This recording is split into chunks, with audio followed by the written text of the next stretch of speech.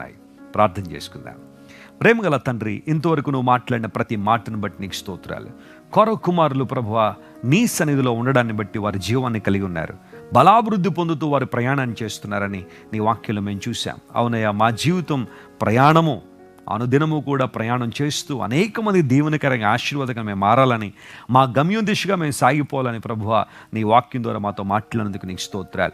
ఈ ఉదయకాల్సిన మా ప్రియులు ఎంతమంది అయితే బలహీనులుగా ఉన్నారో, శక్తిహీనులుగా ఉన్నారో, పాపంతో పోరాడలేక పాపాన్ని ఎదిరించలేని బలహీనతలు ఎంతమంది అయితే ఉన్నారో వారందరినీ మీరే ముట్టి బలపరిచి ధైర్యపరిచి నూతన కార్యాలు జరిగించండి. అస్వస్థతగా ఉన్న వారిని స్వస్థపరచండి. విడుదల లేని వారికి విడుదల ఇవ్వండి. ఆర్థికంగా చితికిపోయిన వారు లేవనెత్తండి. నీ చిత్తాన్ని వారి జీవితంలో సంపూర్ణంగా నెరవేర్చి ప్రభువా నీ మహిమను వారి మీద కుమ్మరించమని యేసుక్రీస్తు వారి శ్రేష్టమైన నామం పేరిట అడిగి వేడుకొనిచున్నాం తండ్రి. Amen. Amen. God bless you dear friends. Have a wonderful day.